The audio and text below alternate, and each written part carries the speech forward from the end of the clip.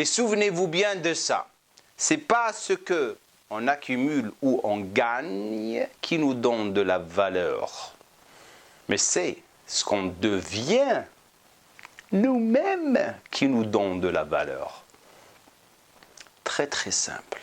Si les gens voient ta valeur, c'est parce que tu as vraiment bossé pour avoir cette valeur. Donc cette valeur, elle va devenir du chin-chin, Benjamins, euros. C'est ce qu'on appelle le talent. Tournez votre valeur en monnaie. Monnaie. En d'autres termes, le succès, ce n'est pas ce qu'on a, mais c'est ce qu'on fait.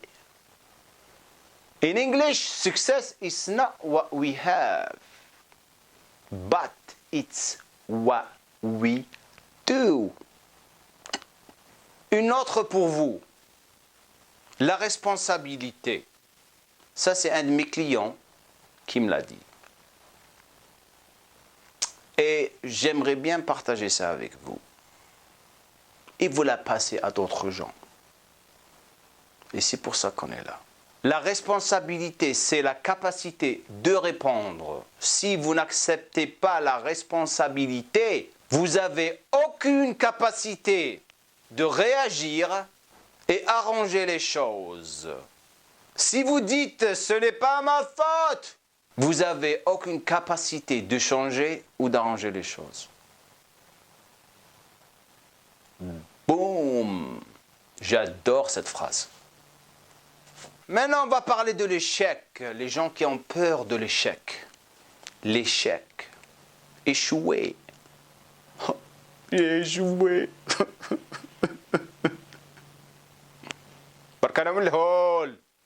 Arrêtez sérieusement, wallah. Le succès, l'échec débarque avec le succès. Sans échec, il n'y a pas de succès. Et sans succès, il n'y a pas d'échec. Ils viennent ensemble. Mais ils ne se ressemblent pas, mais ils s'aident trop. C'est quoi l'échec? Est-ce que l'échec, c'est d'avoir des résultats pauvres? Bien sûr que non. Il n'y a pas d'échec dans une chose où vous êtes vraiment dépensé à fond. Vous avez vous avez mis du cœur, du gelb dedans pour y arriver. Ce n'est pas de l'échec. L'échec, c'est lorsque vous n'essayez rien, lorsque vous ne bougez pas, ça c'est de l'échec. Comme je l'ai dit auparavant, l'échec et le succès sont reliés entre eux.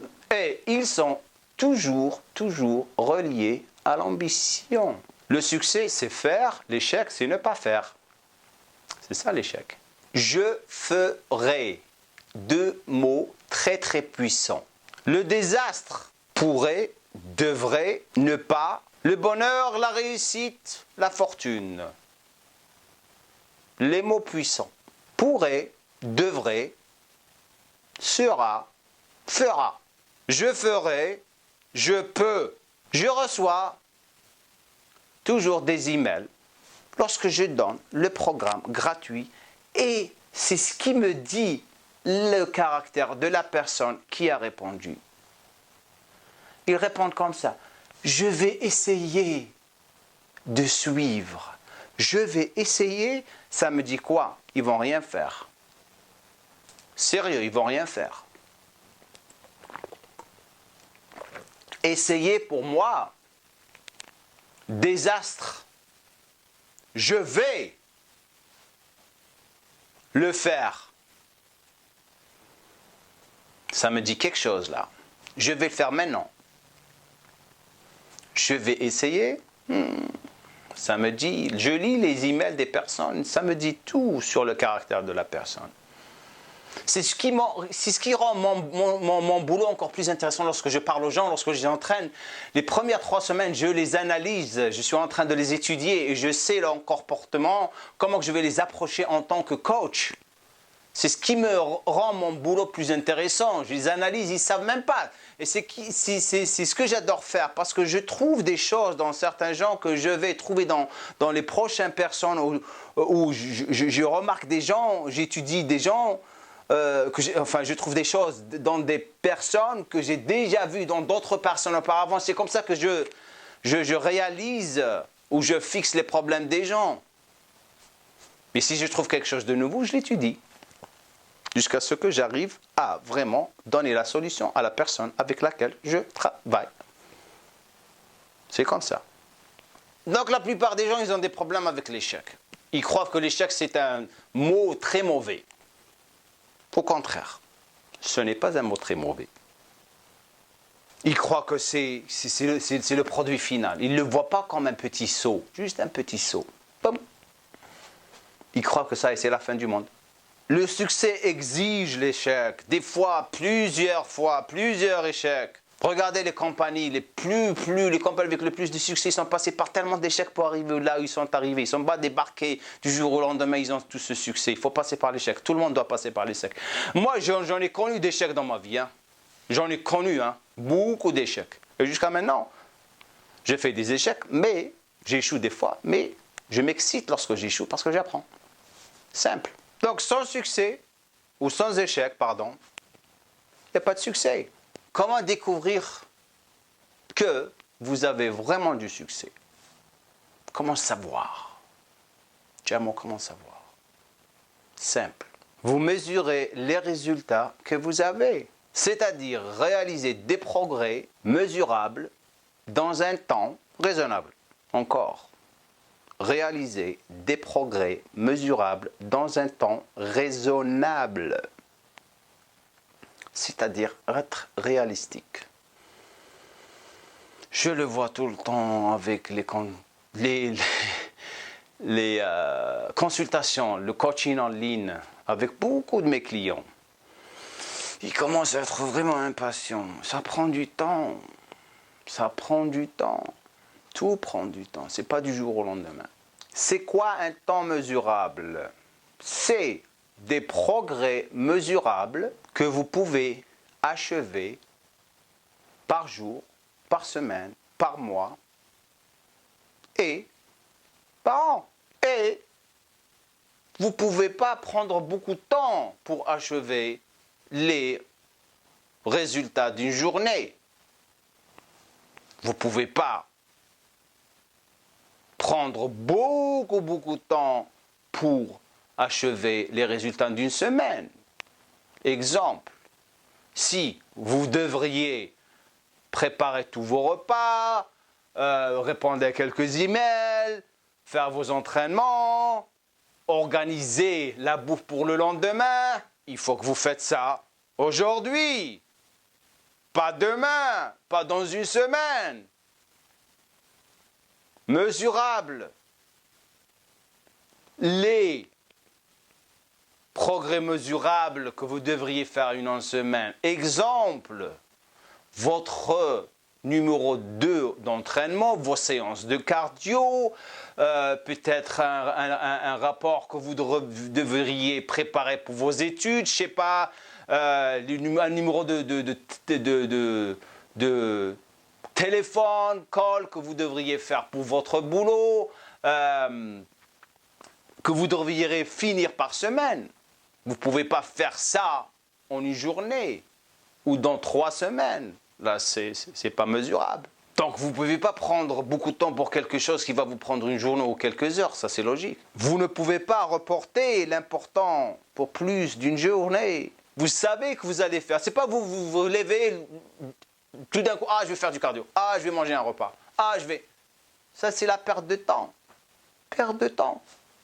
Vous allez jamais réussir comme ça. Jamais. Le rêve. C'est un rêve qui va être flou. Comme je vous ai dit auparavant. Flou. Souhait. C'est un souhait.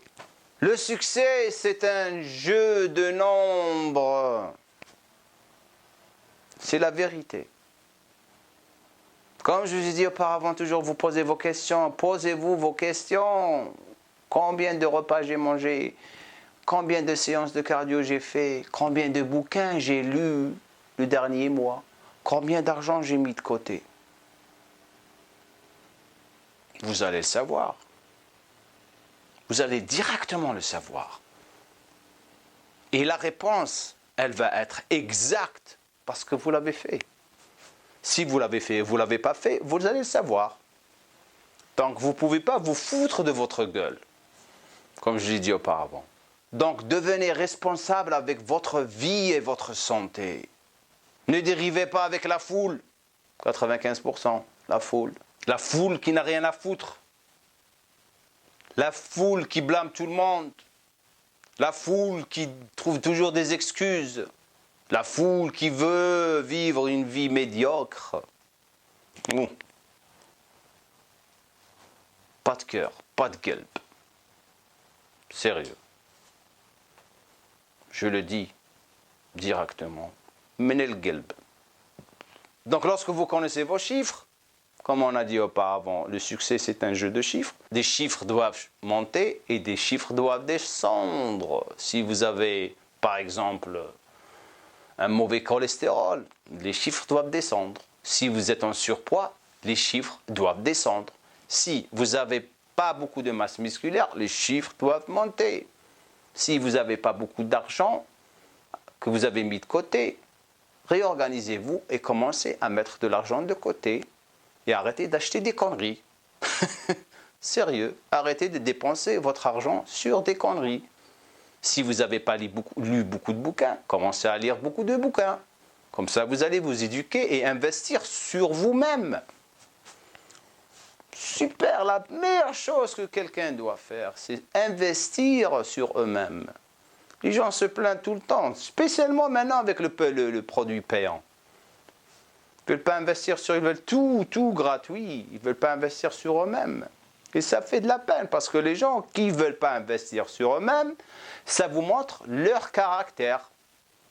Les gens qui veulent des trucs gratuits, ils ne donnent pas de l'importance à ces produits parce qu'ils vont jamais les utiliser. Ils resteront tout le temps la même chose, médiocres dans leur vie.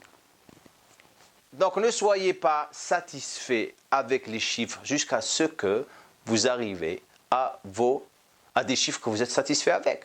Donc pourquoi je suis en train de tout le temps vous redire tout ça, me répéter des fois? Car je veux renforcer tout ça à moi-même. Sérieux. Ça m'aide beaucoup. Par exemple, c'est quoi la meilleure façon de sortir d'une mauvaise humeur? C'est d'aider quelqu'un de sortir de la sienne. Sérieux. Ça me renforce. Tout. Un autre exemple. C'est quoi la meilleure façon de sortir de mon manque d'énergie? C'est d'aider quelqu'un de sortir de son manque d'énergie. Le motiver, ça motive. I feed from you. Feeding from you. Des gens qui comprennent anglais peuvent traduire dans les commentaires. Et c'est quoi la meilleure façon de sortir de mes problèmes? C'est d'aider quelqu'un à résoudre ses problèmes. Ça ne veut pas dire que moi je suis un psychologue, vous allez commencer à m'envoyer vos problèmes. Hein? Sérieux. L'office il est fermé. Hein? C'est juste un point que je suis en train de vous dire et en train de vraiment partager avec vous. Parce que c'est la vérité. Des fois, la défaite, c'est le meilleur commencement. Parce que lorsque vous êtes en bas, vous allez vraiment remonter. Là, sérieusement. C'est ça où les gens ils disent, ça y est, soit que je vais aller complètement en bas et me détruire, ou je remonte. Et la plupart remontent. C'est un test. Mais c'est la tristesse, c'est que la plupart des gens ne veulent pas changer. Ils ne veulent pas changer. Ils attendent le changement. Ils attendent que le gouvernement change. Ils attendent que le temps change. Ils attendent que les circonstances changent aussi. Ça fait de la peine. Qu'est-ce que cela ferait? Pas beaucoup. Rien. Donc ils acceptent la défaite. Pourquoi? Parce qu'ils refusent de prendre contrôle de leur situation. Ils refusent. Ils n'essayent pas. Ils ne s'appliquent pas. Ils ne se disciplinent pas. Ils ont choisi d'être comme ça. Je crois que j'ai tout dit. Je vais vous laisser avec ça. La peur de réussir ou la peur d'échec ou la peur de pauvreté n'est pas la solution. La seule peur que vous devriez avoir, c'est la peur de la peur elle-même. Nelgelb, salam alaikum. J'espère que je vous ai aidé.